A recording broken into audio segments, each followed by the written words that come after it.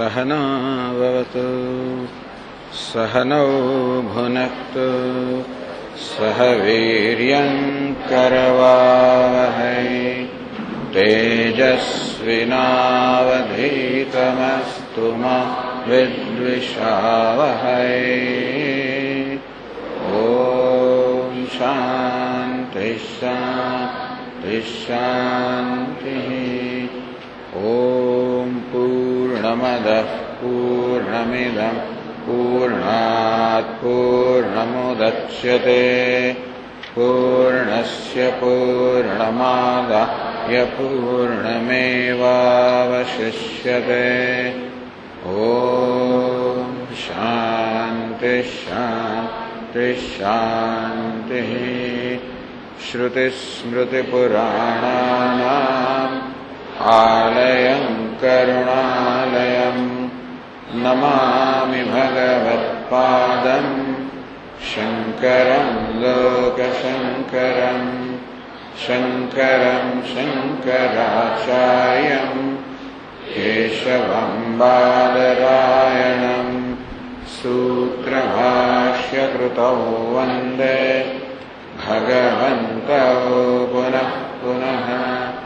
ईश्वरो गुरुरात्मेति मूर्तिभेदविभागिने व्योमवद्व्याप्तदेहाय दक्षिणामूर्तये नमः। अखण्डानन्दसम्बोधः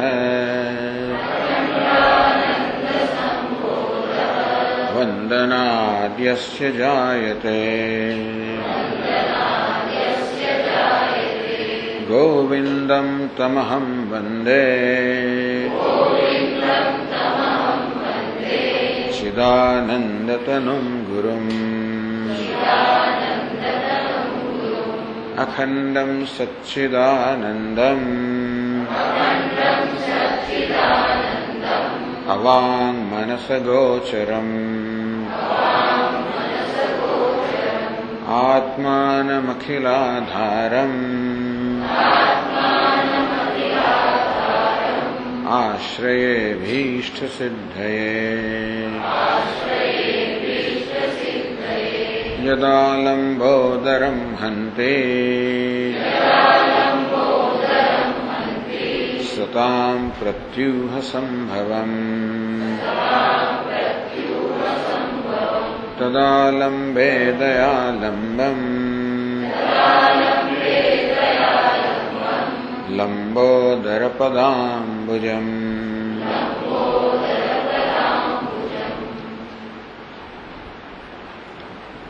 હવે ઉપરેથી અર્થાત સંન્યાસી ચર્ચાનો પ્રારંભ થયો. સાધનત્વેન દુષ્ટાનાં સર્વેષામિ કર્મણાં વિધિનાયઃ પરિત્યાગઃ સ સંન્યાસઃ સતાં મતઃ. તો સાધનત્વેન દુષ્ટાનાં કર્મણાં, જે બધા કર્મો સ્વર્ગ વગેરે કોઈ ધ્યેયને પ્રાપ્ત કરવાના સાધન છે, કશું પણ ધ્યેય પ્રાપ્ત કરવાનું સાધનરૂપ જે કર્મ છે એ સર્વ કર્મનો ત્યાગ, એને સત્પુરુષો ઉપરતિ કહે છે. ઉપરમ યદિ કર્માણી યદિ ઉપરતિ. ઉપરતિ શબ્દની વ્યાખ્યા કરી. ઉપરમ યદિ કર્માણી ઉપરતિ, જે કર્મને છોડાવે તો કર્મને બંધ કરાવે. કર્મનો ઉપરમ કરે, કર્મ બંધ ઉપરતિ. એ દ્રષ્ટિએ ઉપરતિ શબ્દનો અર્થ સંન્યાસ કરવામાં આવે. કર્મણા સાધ્યમાનસ્ય અનિત્યત્વેન શ્રૂયતે અનિત્યત્વં શ્રૂયતે યતઃ કર્મણાનેન કિમ નિત્ય ફલેપ્સોઃ પરમાર્થિનઃ. યતઃ, કારણ કે કર્મણા સાધ્યમાનસ્ય, જે કઈ વસ્તુ કર્મથી સિદ્ધ થાય, જે કઈ કર્મથી જે કઈ વસ્તુને આપણે પ્રાપ્ત કરી શકીએ, મેળવી શકીએ, સિદ્ધ કરી શકીએ. યત અનિત્યત્વ શ્રૂયતે, કારણ કે એ અનિત્ય છે એવું શ્રુતિમાં સ્પષ્ટ પ્રતિપાદન છે. અનેન કર્મણા નિત્ય ફલેપ્સો, જે નિત્ય ફળની ઈચ્છા ધરાવનાર હોય, અર્થાત જેનામાં આ પ્રકારનો વિવેક જાગૃત થયો છે કે મને જીવનમાં જે જોઈએ નિત્ય છે, નિત્ય ફળ જોઈએ, મને અનિત્ય ના જોઈએ. નિત્ય ફલેપ્સો, તેથી અનિત્ય ફળની ઈચ્છા ધરાવનાર પરમાર્થિન, જે પરમ તથા સર્વશ્રેષ્ઠ અર્થ અર્થાત સર્વશ્રેષ્ઠ ધ્યેય કે પ્રયોજન ધરાવતો હોય. કર્મણા અને કેમ, તો જે પારમાર્થિક ધ્યેય ધરાવતા હોય, અર્થાત જેને એવી વસ્તુ જોઈએ જે મળ્યા પછી ક્યારેય ચાલી ના જાય, જે મેળવ્યા પછી કશું મેળવવાનું ના રહે. યશ શ્રેયસ્યાદ નિશ્ચિતમ બ્રૂહિતન મેં, જેથી મારું નિશ્ચિત શ્રેયસ થાય, અર્થાત જે શ્રેયસ સિદ્ધ કર્યા પછી કંઈ સિદ્ધ કરવાનું ના રહે, એવો લાભ જે લાભમાં કશું ગુમાવવાનું ના હોય, એવો લાભ જેને માટે કોઈ કિંમત ન ચૂકવવી પડતી હોય. એટલે કે નિત્ય વસ્તુ જે મેળવવાની હોય જેની ખરેખર તો જેની ચર્ચા કરવામાં આવશે. નિત્ય ફલેપ્સો, આ નિત્ય ફળની ઈચ્છા રાખનાર માટે જે પરમાર્થ અર્થાત જીવનનું પરમ તત્વ કે પ્રયોજન જે છે, જેને માટે એને કર્મથી શું પ્રયોજન, એને કર્મથી હવે શું સિદ્ધ કરવાનું છે, કાંઈ જ નહીં. એ ચર્ચા આગળ કરતા 42મા પાના પર કહે છે.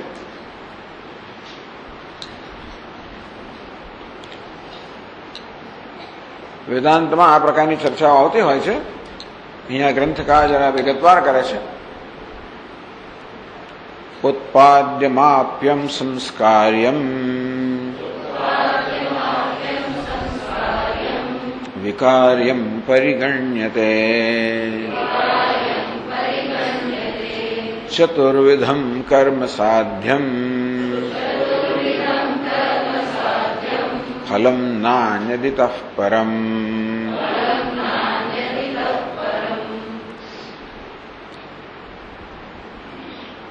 ચતુર્વિધમ કર્મ સાધ્યમ ફલમ, કર્મથી જે સિદ્ધ થઈ શકે એવું ફળ 4 પ્રકારનું કહેવામાં આવ્યું છે.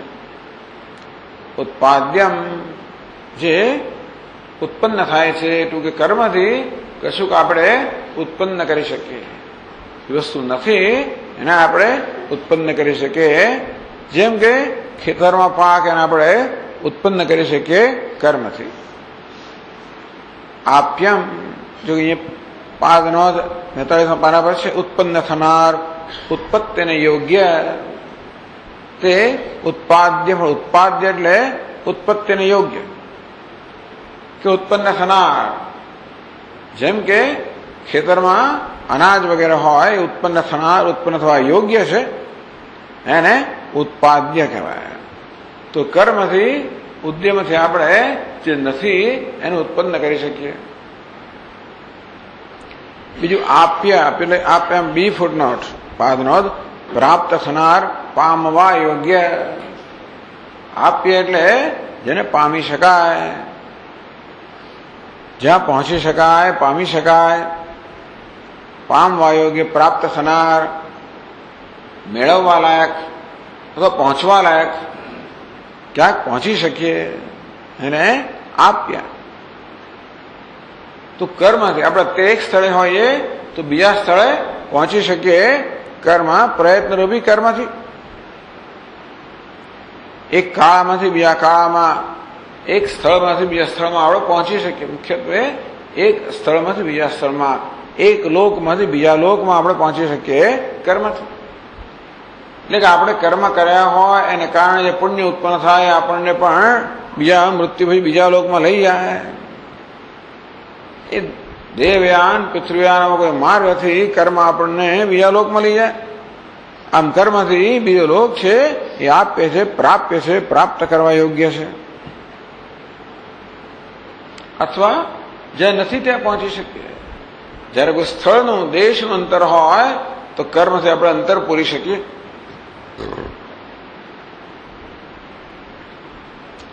સંસ્કાર્ય, ત્રીજું સંસ્કાર પામનાર, સંસ્કારને યોગ્ય. સંસ્કાર શુદ્ધિકરણ, અશુદ્ધ વસ્તુને શુદ્ધ કરવી.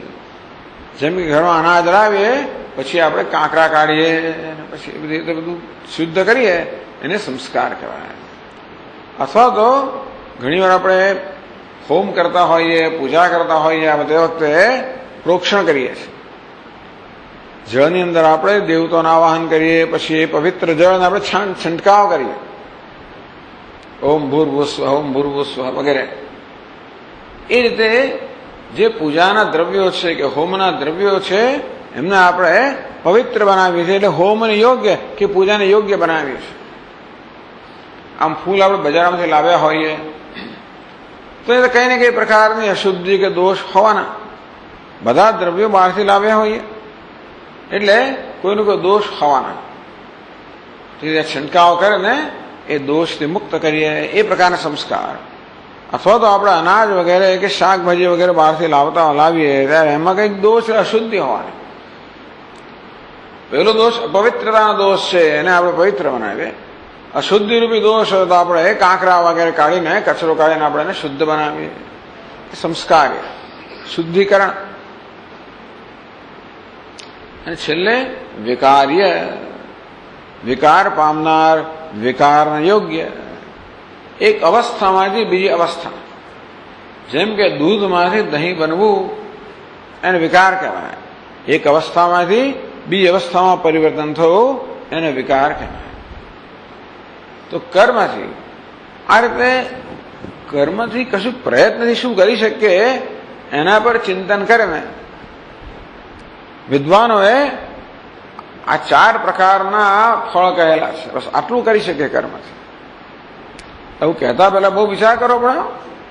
ભાઈ કોઈક લઈ આવે 5 તો ભાઈ તમે જરા મુશ્કેલીમાં એટલે એવી ઘણી બધી ચર્ચાઓ થયા છે. જૂના જમાનામાં ઘણા બધા વાદ વિવાદ થયા છે અને છેવટે આટલું નક્કી થયું છે કે કર્મથી આ 4 પ્રકારની વસ્તુઓ થઈ શકે. કર્મ આવું 4 પ્રકારનું ફળ ઉત્પન્ન કરી શકે: ઉત્પાદ્ય, આપ્ય, સંસ્કાર્ય, વિકાર્ય. આ યાદ રાખવા જેવું છે. વેદાંતના વિદ્યાર્થી આટલું યાદ રાખવું જોઈએ. કર્મથી ઉત્પન્ન કરી શકીએ, કર્મથી પ્રાપ્ત કરી શકીએ, કર્મથી શુદ્ધ કરી શકીએ કે પવિત્ર કરી શકીએ, કે કર્મથી પરિવર્તન આણી શકીએ. ચતુર્વિધમ કર્મ સાધ્યમ ફલમ. આ કર્મથી સિદ્ધ થનાર ફળ આ 4 પ્રકારનું કહેવાયું છે. નાન્યત ઇતઃ પરમ. આ 4 થી વધીને કોઈ 5મી વસ્તુ નથી જે તમે કર્મથી કરી શકો. એટલે કર્મથી જે કંઈ થાય એ 4માંથી 1 કોટીમાં આવી જ જવાનું. ના આવે તો લઈ આવે, ટૂંકમાં ગમે છે. કર્મથી કશું થાય તો 4માંની 1 કોટીની અંદર એને બેસાડે. એ રીતે આ 4 પ્રકારના પરિણામ ફળ કહેવાય. આની ચર્ચા એટલા જ છે કે બ્રહ્મ કર્મથી પ્રાપ્ત થઈ શકે કે નહીં. આ કર્મ સંન્યાસની વાત કહીએ છે ને, તો મોક્ષના સંદર્ભમાં કર્મ સંન્યાસની વાત થઈ રહી છે. મોક્ષ એટલે વેદાંત કહે કે પ્રાપ્તસ્ય પ્રાપ્તિ. મોક્ષ તો પ્રાપ્તની પ્રાપ્તિ. આત્મા નિત્ય મુક્ત છે. નિત્ય મુક્ત અર્થાત ક્યારે પણ બંધને એને સ્પર્શ કર્યો જ નથી. નિત્ય મુક્તનો અર્થ એવો છે કે જ્યારે આત્માને બદ્ધ માનવામાં આવે છે ત્યારે પણ એ મુક્ત જ છે. એના વિશે અનેક પ્રકારના ભ્રમ સેવામાં આવતા હોય. જેમ કે દોરડા વડે રજ્જુ માટે અનેક પ્રકારના ભ્રમ સેવામાં આવતા હોય. કોઈ કે આ સાપ છે ને કોઈ કે આ માસ, છતાં પણ રજ્જુ જ હશે. આમાંની કોઈ વસ્તુ એને સ્પર્શતી નથી. અંતે આત્મા નિત્ય મુક્ત છે. આપણે નિત્ય મુક્ત છે. બંધન ક્યારે સ્પર્શી શકે જ નહીં. કે છે નિત્ય પ્રાપ્ત, એટલે એનો અર્થ છે કે આ તો પ્રાપ્તિની પ્રાપ્તિ કરવાની છે. તે મુક્ત છે ને મુક્ત કરવાનું એ વળી કેવું. મુક્ત ને વળી પછી જો આપણે નિત્ય મુક્ત હોઈએ તો શા માટે મોક્ષ મુમુક્ષુતા એટલે મોક્ષની ઈચ્છા એવું કેમ ભાઈ? એટલે વેદાંતિ લોકો કહે કે ભાઈ આ બંધન તો એક ભ્રમ છે. આત્માના વાસ્તવિક સ્વરૂપના અજ્ઞાનને કારણે જન્મેલો ભ્રમ માત્ર છે. બંધન એક ભ્રમ જ છે. તેથી મોક્ષ કે મુક્તિ એટલે બંધ નિવૃત્તિ, ભ્રમ નિવૃત્તિ. આ બધી ચર્ચાઓ આવશે, પણ એટલે આ ભ્રમ તો અજ્ઞાનમાંથી જન્મે, એટલે ભ્રમની નિવૃત્તિ થાય અજ્ઞાનની નિવૃત્તિથી, અજ્ઞાન નિવૃત્તિ થાય જ્ઞાનથી. તેથી આત્માનું જ્ઞાન જ માત્ર મોક્ષનું સાધન બની શકે, કર્મ નહીં. તેથી મોક્ષની પ્રાપ્તિમાં કર્મનો કોઈ ઉપયોગ જ નથી. કર્મ પરોક્ષ રીતે મોક્ષનું સાધન બને છે. અંતઃકરણ શુદ્ધિ ઉત્પન્ન કરીને કે અંતઃકરણની એકાગ્રતા જન્માવીને કર્મ ઉપાસના વગેરે પરોક્ષ રીતે મોક્ષનું સાધન બને. પરંતુ મોક્ષનું સાક્ષાત સાધન તો જ્ઞાન જ છે. એટલું જ નહીં, પરંતુ એ જ્ઞાનની સાધનામાં પછી આ કર્મ એક અવરોધ રૂપ છે, ખલેલ પહોંચાડનારું છે. કર્મ એટલે કર્તવ્ય કર્મ. આ તો મારે કરવું જ જોઈએ. આવું કર્તવ્ય કર્મ જે કર્યા વગર ના ચાલે, જે ન કર્યું તો પાપ લાગે અથવા આપણા મનમાં અપરાધની લાગણી જન્મે.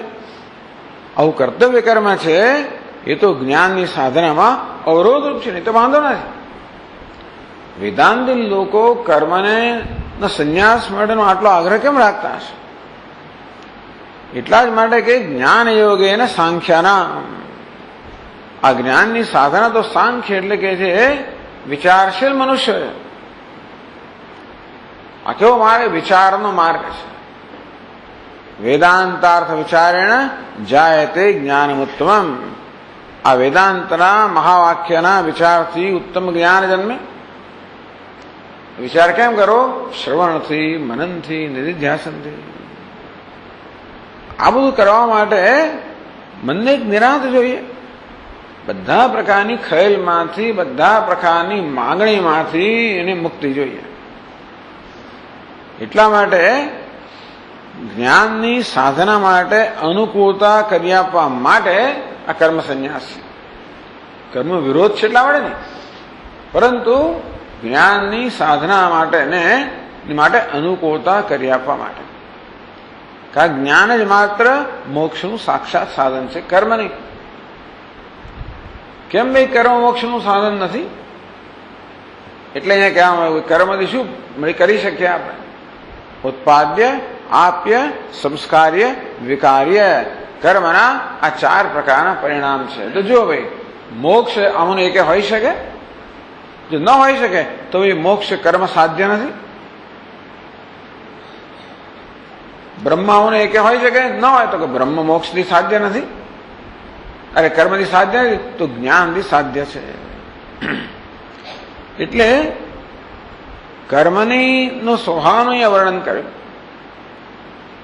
આમાં કે કર્મનો વાંક નથી, કર્મ આ કરી શકે તો કર્મ સ્વભાવ જ છે. વીંછી ડંખે તો એનો વાંક છે?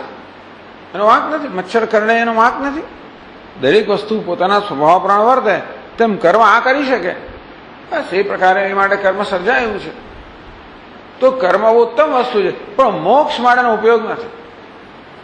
એકવાર આપણા મનમાં સ્પષ્ટ થાય તો પછી કર્તવ્ય કર્મ કરવાનો કોઈ આગ્રહ રહે નહીં. તો પછી એને છોડવામાં આપણને આપણા મનમાં અપરાધની લાગણી ના જન્મે. જે મનમાં ગિલ્ટ ફિલિંગ, અપરાધની લાગણી તો મારી ફરજ નથી બજાવતો, મેં આમ ન કર્યું, પેલું ના કર્યું. તો એકવાર ખબર પડી કે ભાઈ કર્તવ્ય કર્મનો કોઈ ઉપયોગ નથી, અથવા એને જો ઉપયોગ હતો એ થઈ ગયો. કર્તવ્ય કર્મથી, નિત્ય નૈમિત્તિક કર્મથી જે પ્રાપ્ત કરવાનું પ્રાપ્ત થઈ ગયો. હવે એને આપણે ચાલુ રાખવાથી વધુ કંઈ પ્રાપ્ત થવાનું નથી. જેમ આપણે ચૂલા પર ખીચડી ચઢાવી અને પછી ખીચડી ચઢી ગઈ, એ બધું થઈ ગયું, પછી હવે ગેસનો કોઈ ઉપયોગ નથી અગ્નિનો.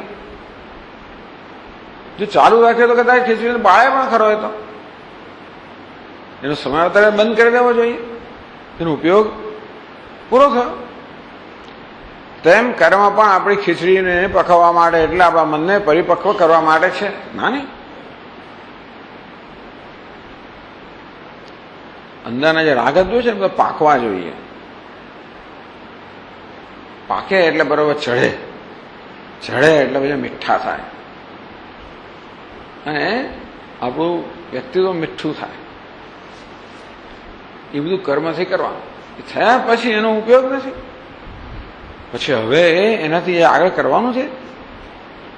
એટલા જ માટે કર્મની નિરુપયોગિતા મોક્ષના સંદર્ભમાં, બીજા કોઈ સંદર્ભમાં નહીં. કર્મનો જીવનમાં ઉપયોગ નથી એવું નથી, બહુ મોટો ઉપયોગ છે. પરંતુ મોક્ષની સાધનામાં કર્મનો સીધે સીધો કોઈ ઉપયોગ નથી. કારણ કે મોક્ષ તો જ્ઞાનની જ ઉપજ છે.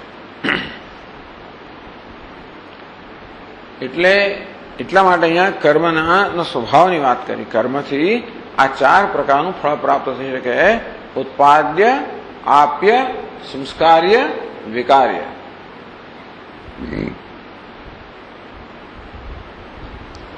તો હવે 155 શ્લોકમાં કહે છે, નૈતદન્યતરમ બ્રહ્મ કદા ભવિતુમર્હતિ સ્વતઃ સિદ્ધમ સર્વદાપ્તમ શુદ્ધમ નિર્મલમક્રિયમ.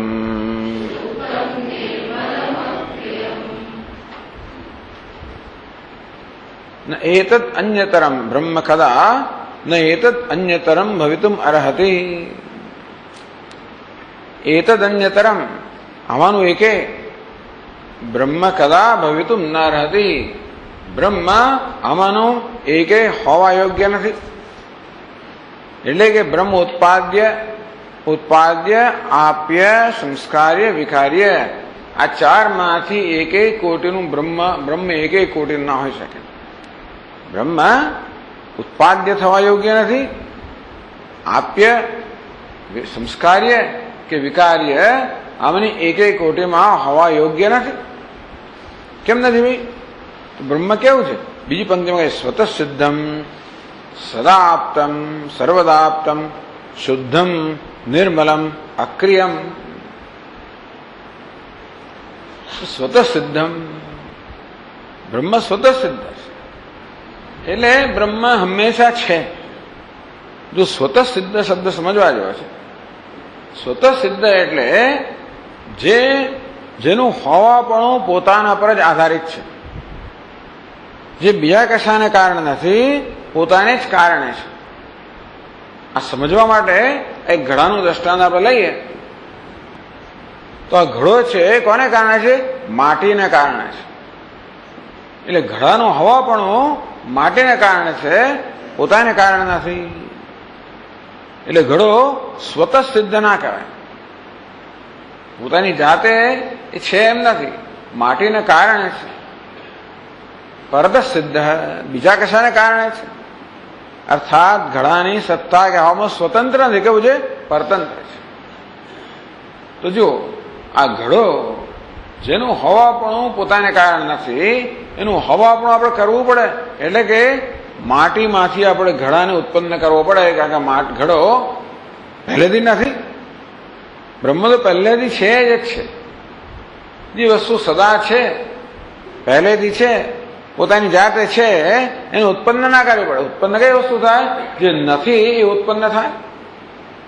જેમ કે ઘડો નથી, એને આપણે કર્મથી ઉત્પન્ન કરી શકીએ. ભાઈ ઘડો કેમ નથી? એટલા જ માટે કે હવાપણું એ ઘડા પર આધારિત નથી. ઘડો પોતાના હવામાં સ્વતંત્ર નથી. ઘડો પોતાના હવાપણા માટે માટી પર આધારિત છે. એટલા માટે કર્મથી આપણે માટીમાંથી ઘડો ઉત્પન્ન કરી શકીએ. અનાજ ખેતરમાં આપણે બીજમાંથી ઉત્પન્ન કરી શકીએ. આમ જે વસ્તુ નથી એની જાતે, જે વસ્તુ પોતાના હવા માટે બીજા પર આધારિત છે, એને ઉત્પન્ન કરવી પડે. એ કેવી છે? ઉત્પાદ્ય. આ દુનિયાની બધી વસ્તુ એવી જ છે. જોકે ઘણા દૃષ્ટાંત હું તો બધા એ જ કક્ષામાં છીએ. આ શરીર ઉત્પાદ્ય, એને જન્મ પહેલા ન હતું, કર્મથી ઉત્પન્ન પહેલા પૂર્ણ કર્મથી આ જન્મ્યું શરીર, કર્મની ઉપજ છે. તે બધી જ વસ્તુઓ, આ પુસ્તક બધી જ વસ્તુઓ કેવી છે? ઉત્પાદ્ય. કારણ કે સ્વતઃ સિદ્ધ નથી. આ ટેબલ છે એ પોતાના હવા માટે લાકડા પર આધારિત છે. અને તેથી આપણે ટેબલને ઉત્પન્ન તેવું હતું નહીં. જે વસ્તુ નથી એ ક્યારે હોય? એને ઉત્પન્ન કરી ત્યારે.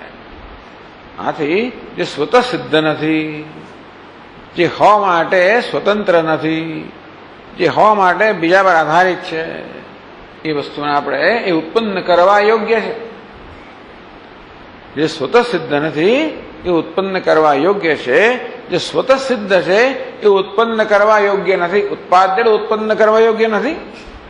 કારણ કે છે જ, તે છે જ, એને કે આપણે ઉત્પન્ન કરવાનું નથી. બ્રહ્મ કેવું છે? છે જ, બધું છે, હંમેશા છે. જ્યારે કશું નથી ત્યારે બ્રહ્મ તો છે જ. આ જગત જ્યારે નથી ત્યારે બ્રહ્મ તો છે જ. જગત છે ત્યારે બ્રહ્મ છે. જગત નહીં હોય ત્યારે બ્રહ્મ હશે. કેમ? કારણ કે ન હોવાની બ્રહ્મને સ્વતંત્રતા જ નથી.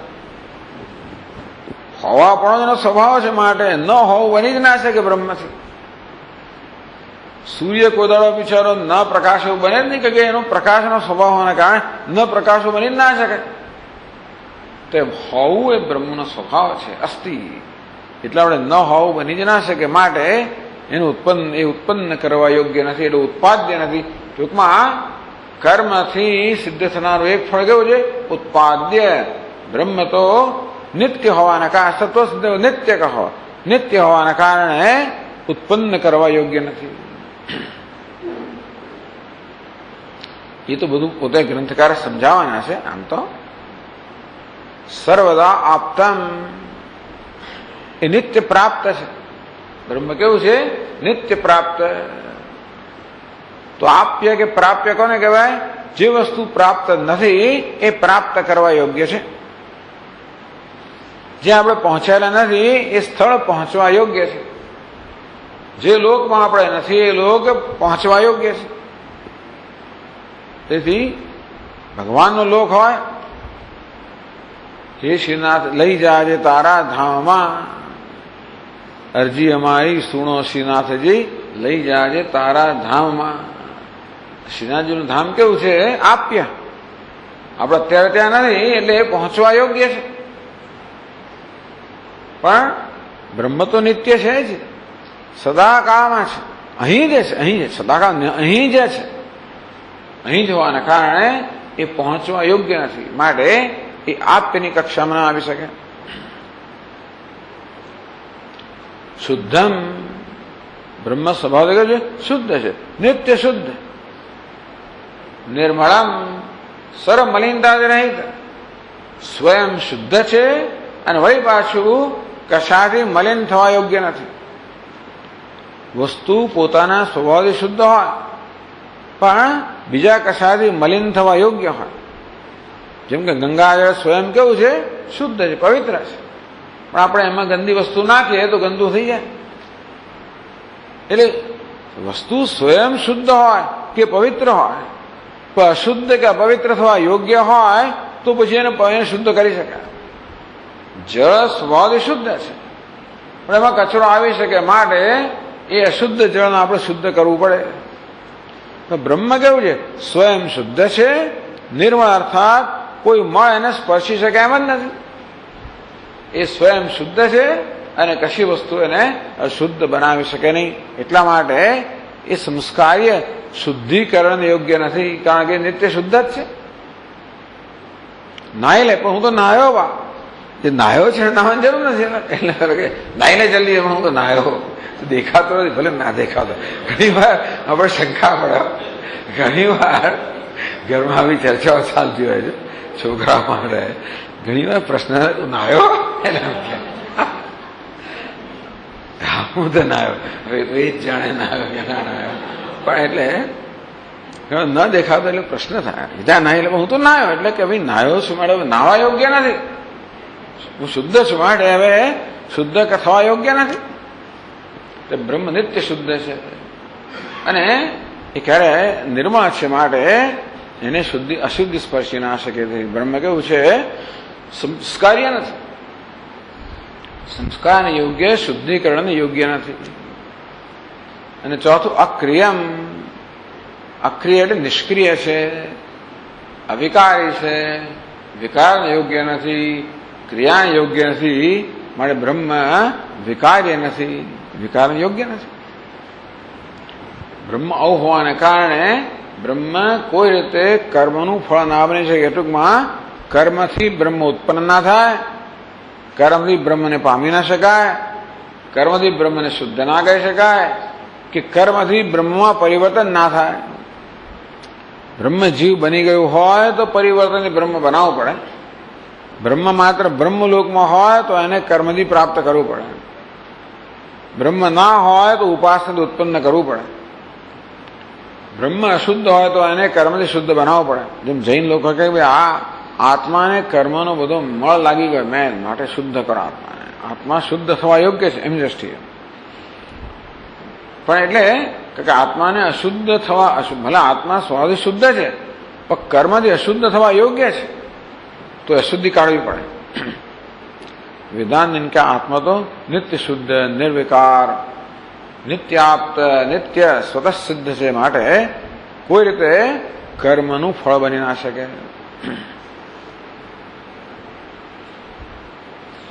કેવી રીતે? તો હવે એક પછી એક વસ્તુ કહે છે એને માટે કે ઉત્પાદ્ય કેમ નથી બ્રહ્મ. પછીના શ્લોકમાં કહે છે ન ચાસ્ય કશ્ચિદ જનિતે તે આગમેન નિષિધ્યતે કારણમ બ્રહ્મ તત્તસ્માદ નો બ્રહ્મ નોત્પાદ્યમિષ્યતે.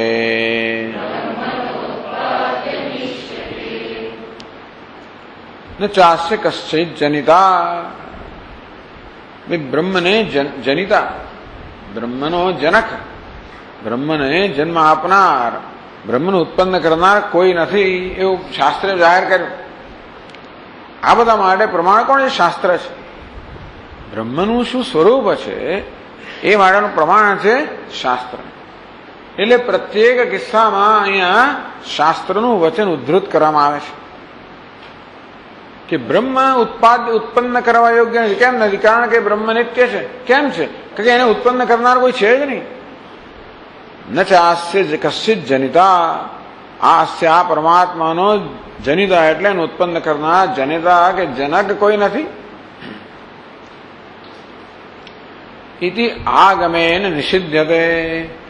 આ પ્રકારે આ આગમ અર્થાત શાસ્ત્રના વચનથી બ્રહ્મનો જન્મનો નિષેધ કરવામાં આવ્યો. અજો નિત્ય શાશ્વતોયમ પુરાણ. અજન્મા અવિનાશી શાશ્વત પુરાણ અર્થાત બુદ્ધિ ક્ષય બધાથી રહિત. આ શાસ્ત્ર બ્રહ્મમાં કે આત્મામાં જન્મનો નિષેધ કરે છે કે બ્રહ્મ જન્મવા યોગ્ય નથી, કારણ કે એ તો નિત્ય છે. કારણમ બ્રહ્મ તત્તસ્માત. એટલે બ્રહ્મનું કોઈ કારણ નથી. બ્રહ્મ જો ઉત્પન્ન થવા યોગ્ય હોત તેનું કારણ હોત. જેમ ઘડો ઉત્પન્ન થવા યોગ્ય છે, તો કોઈ માટી એ વસ્તુનું કારણ હોઈ શકે તો જ ઉત્પન્ન થાય. તેમ બ્રહ્મ પણ ઉત્પન્ન થવા યોગ્ય હોત તો એનું કોઈ કારણ હોત, પણ બ્રહ્મનું કોઈ કારણ નથી. તો બ્રહ્મનું કારણ ના હોય તો બ્રહ્મ સ્વતઃ સિદ્ધ હોય તો બ્રહ્મ બધાનું કારણ હોય. એટલે કે બ્રહ્મ કારણમ બ્રહ્મ તત્તસ્માત. એટલે પેલું બ્રહ્મ બધાને ઉત્પન્ન કરનારું છે. ભાઈ કોઈ બ્રહ્મનું ઉત્પન્ન, આમ તો પ્રશ્ન થયો કે બ્રહ્મ બધાને ઉત્પન્ન કરનારું હોય તો બ્રહ્મને ઉત્પન્ન કરનારું કોણ? ઈશ્વર જો આ જગતનું સર્જન કરનાર હોય તો ઈશ્વરનું સર્જન કરનાર કોણ? કોઈ નહીં. ઈશ્વર કેવો છે? સ્વતઃ સિદ્ધ. એટલે આપણે ગુચવાઈ જાવ કોઈ પ્રશ્ન કરતા ને. તમે આપ કહો છો કે ભગવાને જગતને જો જગતને સર્જ્યું તો ભગવાનને સર્જનાર કોણ? પછી બધા બહુ મોટા બુદ્ધિશાળી લોકો કે આ તો માણસે જ ભગવાનને સર્જ્યો છે. ભગવાન માણસની કલ્પના છે.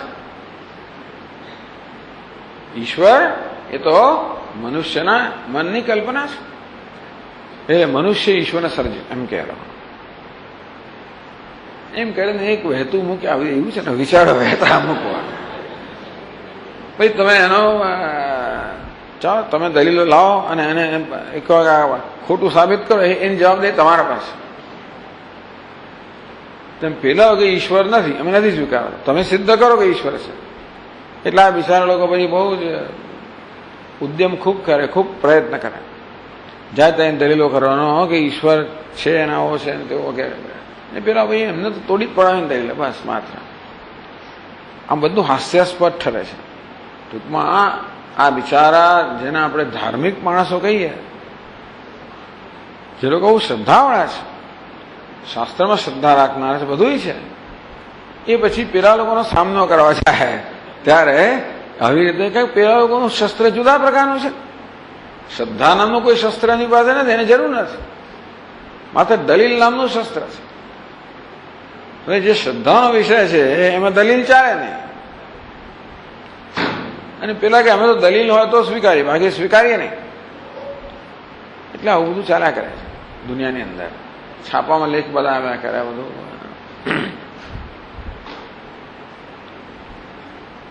પરંતુ એવો કોઈ નિયમ નથી. એ તો કહે છે ઈશ્વરમાં ન માનનારા લોકો, નાસ્તિક લોકોને આ એક દલીલ છે કે ઈશ્વરે જો જગતને સર્જ્યું હોય તો ઈશ્વરને સર્જનાર કોણ? એ તમે જવાબ આપો. તો કશું સર્જાયું જ ના તો કોઈ હોય જ નહીં ને, ઈશ્વર ક્યાંથી આવે? એને ઈશ્વરને કોઈ સર્જનાર તો એને સર્જનાર કોણ? એમ કરીને કોઈ સર્જન જગતનો સર્જક કોઈ નથી. એ તો કહું છું કે જગતનો સર્જક તો કોણ સર્જ્યું? એટલે ડાર્વિનની થિયરી શું છે કે બસ આ તો એવોલ્યુશન. એવોલ્યુશન એટલે શું? એની જાતે બધું ઇવોલ્વ થાય, એની જાતે ઇવોલ્વ થાય. તેથી પેલું શું કે છે એને, હા ના સર્વ ઓફ ધ ફિટેસ્ટ તો ખરું, પણ ચોઇસ, કોઈ પણ સ્થિતિની અંદર બેસ્ટ ચોઇસ કરવામાં આવે એ રીતે એવોલ્યુશન થાય. એટલે આ વસ્તુનો સ્વભાવ જ છે કે પોતાની જાતે શ્રેષ્ઠ વસ્તુને એ પોતે જ પસંદ કરે એ પ્રકારે બદલાય, પછી વળી બીજી શ્રેષ્ઠ બદલાય. એમ કરતા કરતા કરતા આવું જગત આમ સર્જાયું છે. એટલે આવી રીતે અત્યારે જે છે આ બધી આ પસંદગી, ચોઈસ એટલે બધી પસંદગીનું પરિણામ. એમ આ પસંદગી થયા કરે છે ને જન્મ્યા કરે છે વસ્તુ. કોઈ કરનાર કોઈ નથી, કોઈ પહેલેથી યોજના કરી રાખી હોય અને આ જગત સર્જાયું નથી, પરંતુ આ તો ચોઈસ, બેસ્ટ ચોઈસ. એટલે ઘણી વાર શું થયું છે ખબર છે? ક્યારેક ક્યારેક ચોઈસ બરોબર થયા નથી એવું બનેલું છે. માણસ બે પગનો થયો ને કે બરોબર ચોઈસ નથી એમ કે છે. 4 પગના હોવું એ વધારે સારો ચોઈસ છે, 2 પગવાળો નહીં. આ તો બધો અભ્યાસ ઊંડો કરી ત્યારે ખબર પડે. તો કોઈ જગ્યાએ કે કામ ગડબડ થઈ ગઈ પસંદગીમાં, એમાંથી આવું થયું, આપણે આવા જન્મ્યા. એને કારણે બહુ મુશ્કેલીઓ પડતી હશે બધી, કમરની આવી તકલીફો બધું છે. એટલે આવું થયું એટલા માટે આ બધી કમરની આવી તકલીફ ઊભી થઈ. કૂતરા બિલાડા બધા લોકોને કમરની તકલીફ નહીં છે, હું માનું છું, એ લોકોને ખબર નથી. જે હોય ખરું. પણ એટલે આવી રીતે એવોલ્યુશન એટલે એવું નથી કે પહેલેથી યોજના હોય નહીં, તો પછી આવું અમુક ભૂલો થઈ ને એ ના થાય ને, જેને આપણે ભૂલ કહીએ કે આ શ્રેષ્ઠ ચોઈસ નથી. જે પસંદગી થઈ કુદરત દ્વારા એ શ્રેષ્ઠ નથી, ક્યાંક ક્યાંક એવું બનેલું છે. એવું પણ એ લોકોએ શોધી કાઢ્યું છે. ચાલો, એટલે આ અને એવોલ્યુશનિસ્ટ આ જાતની ડિબેટ અત્યારે બહુ મોટા પાયે ચાલે છે. ક્રિએશનિસ્ટ વર્સેસ એવોલ્યુશનિસ્ટ.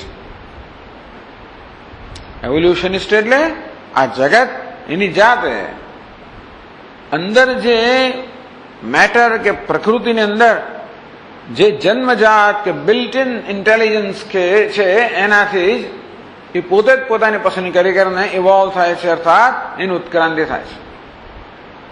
એમાં કોઈ પૂર્વ યોજિત આ વ્યવસ્થા નથી, આ કરનાર કોઈ વ્યક્તિ નથી. એ તો તદ્દન હસે જ. પેલા લોકોની ઈશ્વરની કલ્પના કે ભગવાને પહેલા દાડા આ બને, બીજા દાડા પેલું બને, આ હાસ્યાસ્પદ વસ્તુઓ છે. ભગવાને બેસીને કોઈ પેલા પિંડમાંથી આ ઘડ્યું, આ બધી વસ્તુ હાસ્યાસ્પદ તો છે જ.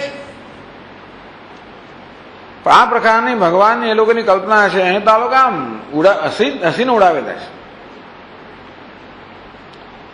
તો વેદાંતને પણ ઉડાવી દે છે, જેટલું એ સમજાવે પોતાની રીતે.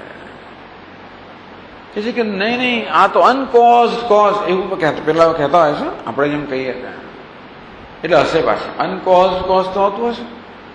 કોઝ એટલે શું? અનકોઝ ક્યાંથી? એટલે દરેક વસ્તુ ઉત્પન્ન જ થયેલી છે, એટલે ન ઉત્પન્ન થાય એવું કંઈ, એટલે ઈશ્વર હોય તો એ ઉત્પન્ન થયો હોવો જ જોઈએ. આ એમની થિયરી જ પણ ટૂંકમાં પહેલા આ પ્રકારનું તમે ઠોકી બેસાડો કે ઈશ્વર ઉત્પન્ન થયો હોવો જોઈએ, પછી પૂછો કે કેવો ઉત્પન્ન થયો, એટલે પણ તે નક્કી કેવો ઉત્પન્ન થયો હોવો જોઈએ, અમે કઈ ઈશ્વર છે જ. એટલે બહુ મજાની આ બધી વસ્તુઓ છે.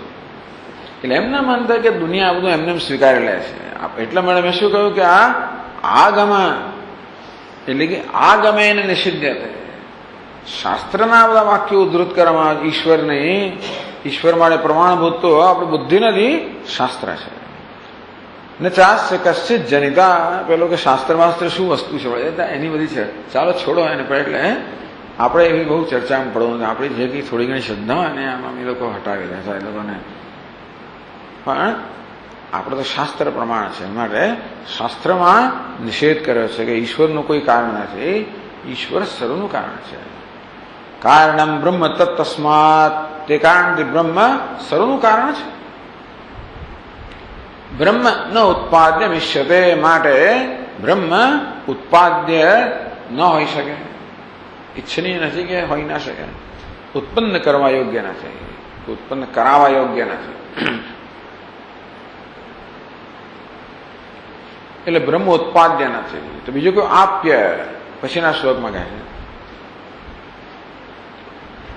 આપ્ત્રાપ્યાપ્યયોસ્તુ ભેદ આપ્ત્રાપ્યયોસ્તુ ભેદશ્ચેદ આપ્ત્રાચાપ્યમવાપ્યતે આપ્તૃસ્વરૂપમેવૈતત બ્રહ્મનાપ્યમ કદાચન.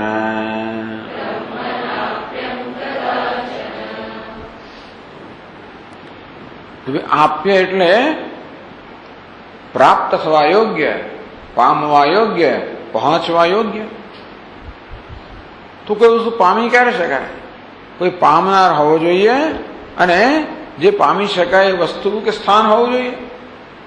આ પામનાર જે પામવાનું છે એને કદાચ જુદો હોવો જોઈએ. પામનાર અને જે પામવાનું છે એ બે વચ્ચે કોઈ અંતર હોય તો જ એ વસ્તુ પામવા યોગ્ય છે ને. આપણે ઘરે હોઈએ તો હોલ કેવો છે? પામવા યોગ્ય છે, પહોંચવા યોગ્ય છે. હોલમાં જ હોઈએ તો હોલ પહોંચવા યોગ્ય ને, કારણ કે આપણે ત્યાં છીએ જ. એટલે કે પહોંચનાર અને જે પહોંચવાનું છે સ્થળ, જો આપણને ગંતવ્ય કહીએ, ગંતવ્ય એટલે કે જે પહોંચવાનું છે તે, અને ગંતા એટલે પહોંચનાર અને જ્યાં પહોંચવાનું છે તે ગંતા અને ગંતવ્ય. આ શબ્દ આપણે કંઈક પરિચિત છીએ. એ બે જુદા હોય, બે વચ્ચે અંતર હોય તો જ ગંતા એટલે કે જનાર પ્રયત્નથી અંતર પૂરું કરે, અને ગંતવ્ય એટલે જે સ્થળે જવાનું છે એને પામે. જેમ કે ઘરે હોઈએ ત્યારે આ હોલ કેવો છે? ગંતવ્ય છે, પહોંચવા યોગ્ય છે, પહોંચવાનો છે. તો તમે કોઈક રીતે કોઈ પ્રયત્ન દ્વારા, વાહન દ્વારા, ગમે તે દ્વારા આ સ્થળને પહોંચી શકો. પણ પહોંચનાર ગંતા, પહોંચવાનું જે ગંતવ્ય કરતા જુદો હોય તો જ આ શક્ય છે. અહીં બીજો શબ્દ વાપર્યો આપ્તૃ, કે આપતા એટલે કે જે પહોંચવા માંગે છે તે. આપતવ્ય કે આપ્ય, આપ્ય એટલે જે પહોંચવાનું છે. આપતૃ આપ્ય, ગંતૃ ગંતવ્ય, પહોંચનાર અને જે પહોંચવાનું છે તે. તો આપતા એટલે આપતૃ અને આપ્ય એટલે પહોંચવાનું છે. એ બે વચ્ચે અંતર હોય, બે જુદા હોય તો જ આ સ્થળ જે છે એને આપણે પહોંચી શકીએ, તો જ પહોંચવું શક્ય છે. આપતૃ આપ્યયો તો ભેદશ્ચે, આપતા અને આપ્ય એ બે વચ્ચે જુદા જુદા હોય તો આપતરા છે આપ્યમ અવાપ્યતે. આપતરા એટલે પહોંચનાર વડે, આપ્યમ એટલે પહોંચવાનું છે તે પહોંચી શકાય. પહોંચનાર પહોંચી શકે, જ્યારે પહોંચનાર અને પહોંચવાનું છે એ બે જુદા હોય તો પહોંચનાર પેલા પહોંચવાના સ્થળને પહોંચી શકે. આ સામાન્ય વસ્તુ છે ને. આપ્યમ કે પ્રાપ્ત કરવું, આ પ્રાપ્ત કરવામાં આટલી શરત તો ખરી, આટલી જરૂરિયાત તો ખરી છે કે જે પ્રાપ્ત કરવા માંગે છે કે પહોંચવા માંગે છે એ પ્રાપ્ત કરવાના સ્થળ કે જે કરતા જુદો હોવો જોઈએ, અને તો પ્રયત્નથી એ અંતર ભૂસીને ત્યાં પહોંચી શકે. તો બ્રહ્મ આ કોટીમાં હોઈ શકે? તો કે નહીં ભાઈ. આપતૃ સ્વરૂપમય વૈ તત્ બ્રહ્મ. આ બ્રહ્મ તો પહોંચનાનું સ્વરૂપ જ છે. એટલે કહે ને, લહેર ઢૂંઢે લહેર કો, કપડા ઢૂંઢે સૂત, જીવ ઢૂંઢે બ્રહ્મ કો, તીનો ઊત કેવું. આમ દરિયાનું મોજું હોય એ જળને શોધતું હોય, આ વસ્ત્ર સૂતરને શોધતું હોય, આ ઘડો માટીને શોધતો હોય. એટલે ઘડો એમ માને કે માટીનો મેળવાયો છે, માટી મેળવાયો એ ઘડો એ જાતનો ભ્રમ સેવી શકે. પણ ઘડા માટે માટી પ્રાપ્ત કરવા યોગ્ય એટલા માટે, કારણ કે માટી તો ઘડાનું સ્વરૂપ છે, એ ઘડા વડે પ્રાપ્ત જ છે, નિત્ય પ્રાપ્ત છે. એ ઘડાને ખબર તો આમ બિચારો ગબડતો ચારે બાજુ જાય ખરો, શાને મારે શું શોધ જ લ્યા, માટીને શોધું છું, એવું થાય. અલંકાર બંગડી ગબડે ચારે બાજુ, એ ગોળ ગોળ ક્યાં જવા માંગે તો કે મારે સોનાને શોધવું છે, એવું બને. પેલું તરંગ આમથી ક્યાંથી ક્યાંય પહોંચે છે ને માટે મારે જળને શોધવું છે. તેવી રીતે જીવ ઢૂંઢે બ્રહ્મ કો, એ પ્રકાર આ જીવ બ્રહ્મને શોધી રહ્યો છે. એ જુદી વાત છે. શોધી રહ્યો છે માટે એનું શોધવાનું વાજબી છે એવું નિયમ નથી ને. So is not a legitimate desire. Legitimate desire, legitimate problem, illegitimate problem. Legitimate problem જીવનમાં આપણા ઘણા બધા વ્યાવહારિક બધા પ્રશ્નો, સમસ્યાઓ છે. ભૂખ લાગે, તરસ લાગે, આ બધી વસ્તુ દુખે, માથું દુખે, આ બધી વસ્તુ છે, એનો ઉકેલ જોઈએ આપણે. ધ્યાન કરો ને એ બધું એવું નહીં, એના માટે ઉકેલ જોઈએ. પણ આ એક પ્રશ્ન કેવો છે કે આ એક સમસ્યા કેવી છે? ઇલલેજિટિમેટ. મારે બ્રહ્મ બનવું છે, મુક્ત બનવું છે, મને સુખ જોઈએ છે, મારે બ્રહ્મ પ્રાપ્ત કરવું છે. આ કેવી છે? ઇલલેજિટિમેટ. અર્થાત આ અવાજબી ઈચ્છા છે, વાજબી નથી. એટલે ક્યારે પૂરી ના થાય. જે વાજબી ઈચ્છા હોય પૂરી થાય, વાજબીને પૂરી થઈ જ ના શકે. એટલે બિચારો જીવાત્મા, માણસ જન્મથી પ્રયત્ન કરે છે બ્રહ્મને પામવા માટે. જેમ પેલો અહંકાર સોનાને પામવા માટે પ્રયત્ન કર્યા જ કરે. આપતૃ સ્વરૂપમય વૈ તત્ બ્રહ્મ. આ બ્રહ્મ તો આપતૃ અર્થાત જે પહોંચવા માંગે છે એ જીવનું સ્વરૂપ જ છે. નાપ્યમ બ્રહ્મ કદાચ. તેથી બ્રહ્મ ક્યારેય પણ આપ્ય અર્થાત પ્રાપ્ત કરવા યોગ્ય નથી. ઉત્પાદ્ય એટલે ઉત્પન્ન કરવા યોગ્ય નથી. કારણ કે બ્રહ્મ કેવું છે? જગતનું કારણ છે. કારણ તો હંમેશા કાર્ય કરતા પહેલું હોવું જોઈએ. કારણ કોને કહેવાય? કાર્ય કરતા પહેલા જે અસ્તિત્વમાં હોય એને કારણ કહેવાય. તો માટી કારણ ક્યારે કહેવાય? કે ઘડા કરતા પહેલા હોવી જોઈએ. તો પછી ઘડો માટીનું ઉત્પન્ન ના કરી શકે, કારણ કે એ કારણ છે. આમ બ્રહ્મ જગતનું કારણ હોવાના કારણે કોઈ વસ્તુનું ઉત્પન્ન કરે, કારણ કે બધી વસ્તુ કાર્ય જ છે. કાર્ય કારણ ઉત્પન્ન ના કરે, કારણ તો એની પહેલા હોય. તે રીતે આ ઘડો માટેને પ્રાપ્ત ના કરી શકે, ઘડો માટેને ઉત્પન્ન પણ ના કરી શકે, ઘડો માટેને પ્રાપ્ત પણ ના કરી શકે. કે માટી ઘડાનું સ્વરૂપ છે, માટે એ નિત્ય પ્રાપ્ત છે. આમ બ્રહ્મ સ્વરૂપ હોવાના કારણે આપ્ય એટલે પ્રાપ્ત કરવા યોગ્ય પણ નથી.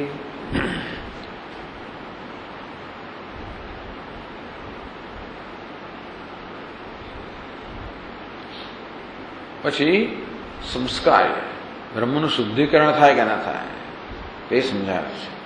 જે આ બધા શ્લોકો સરસ છે, કારણ કે આપણા બધા શબ્દો વાપરી જ દો કે પણ આટલી સ્પષ્ટતા અહીંયા આગળ આપણે આટલી ચર્ચા કરવાની તક મળતી નથી.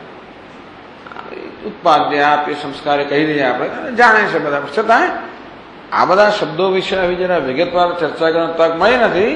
એ રીતે આ ગ્રંથમાં બધી નાની નાની વસ્તુઓની પણ વિગતવાર ચર્ચા કરવાની તક મળી જાય છે આપણને, એટલું ખરો. મલિનસ્યૈવ સંસ્કારઃ દર્પણાદેરિહેષ્યતે વ્યોમવન્નિત્યશુદ્ધસ્ય બ્રહ્મણો નૈવ સંસ્ક્રિયા.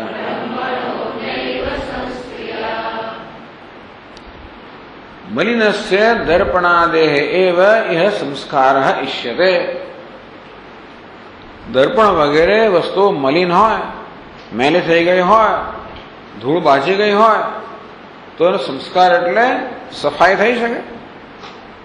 જે વસ્તુમાં એટલે મલિનતા આવી ગયો એટલે મલિનતા આવવાની યોગ્યતા દર્પણમાં છે, મલિન થવાની યોગ્યતા દર્પણમાં છે. તેથી દરેક વસ્તુ, અમદાવાદમાં બધી વસ્તુ મલિન થઈ જાય, બધા પર ધૂળના થર બાજી જાય. અરે કબાટમાં મૂકેલી વસ્તુ પણ તમે 3 મહિના પછી ધૂળનો થર ત્યાં હોય, કબાટની અંદર, બહાર તો વાત જ જવા દો. આપણે ત્યાં નીચે પુસ્તકો છે એ તો બધા ધૂળના આમ જયારે ચોપડી કરો આમ કરો એટલે આમ એક ધૂળનો ગોટો ઉડેલો છે કે સ્વામીજી તમે કબાટ કરાવી દો ને, શું ખુલ્લું રાખ્યું છે, હજી થયું નથી. એ કબાટ કરાવવું એટલે બધા પુસ્તકો બધા અંદર બહાર જોવા બહુ ગમે છે. કોઈ વાંચીશું તો નહીં પણ જોઈને તો આનંદ આવે એટલા માટે જોવા ગમે છે. એવું એક છે, એટલે આપણે ખુલ્લા જ રાખ્યા. પણ તે મરીશો પણ દરેક આ બધી વસ્તુ પણ ધૂળના થર બાજી જ જવાના, સ્વભાવ જ છે ધૂળનો કે બધે બાજવું. મલિનતાનો સ્વભાવ છે કે બધી વસ્તુને મલિન કરવી. આવો દુનિયાનો નિયમ છે. એન્ટ્રોપી એટલે કે અવ્યવસ્થાનો સ્વભાવ છે કે અવ્યવસ્થા વધે છે. કશું ના કરો તો અવ્યવસ્થા વધે, કશું ના કરો તો ઝાડા બાજી જાય, કશું ના કરો તો ધૂળ ના થઈ જાય, કશું ના કરો તો ડાઘા લાગી જાય. આમ કપડું ડાઘું લાગવા યોગ્ય છે, ડાઘું લાગશે. દર્પણ મલિન થશે તો મલિન થશે. જળમાં પાણીમાં ગંદુ થવા એમાં ગંદુ થશે. તો આ બધી વસ્તુઓ જે ગંદી થવા યોગ્ય છે, મલિન થવા યોગ્ય છે, એ બધી વસ્તુઓને આપણે ચોખ્ખી કરી શકીએ, એમનું સંસ્કાર શુદ્ધિકરણ કરી શકીએ કે કરવું પડે, કરી શકીએ, કરવા યોગ્ય છે કે કરી શકાય, કરવું પડે. વ્યોમવત નિત્ય શુદ્ધસ્ય. બ્રહ્મ કેવું છે? નિત્ય શુદ્ધ, હંમેશા શુદ્ધ છે. બ્રહ્મણો નૈવ સંસ્ક્રિયા, નિત્ય શુદ્ધ સ્વરૂપ છે અને એને કોઈ જાતની મલિનતા સ્પર્શી શકે એમ નથી. આ બ્રહ્મ શુદ્ધ થવા યોગ્ય નથી, સંસ્કારી એટલે કે સંસ્કારને યોગ્ય નથી. ચલો આજે સાંજે આપણે ચર્ચા અહીં પૂરી કરીએ. વળી પાછું આગળ અને ચર્ચા ચલાવશું આવતા સત્રમાં. ઓમ પૂર્ણમદ પૂર્ણમિદમ પૂર્ણમુદચ્યતે પૂર્ણસ્ય પૂર્ણમાદાય પૂર્ણમેવાવશિષ્યતે. ઓમ શાંતિ શાંતિ શાંતિ. શંકરં શંકરાચાર્યં કેશવં બાદરાયણં सूत्रभाष्यकृतौ वन्दे भगवन्तौ पुनः पुनः. ईश्वरो गुरुरात्मेति मूर्तिभेदविभागिने व्योमवद्व्याप्तदेहाय दक्षिणामूर्तये नमः. शांति शांति। हरि ओम। श्री गुरुभ्यो नमः। हरि ओम।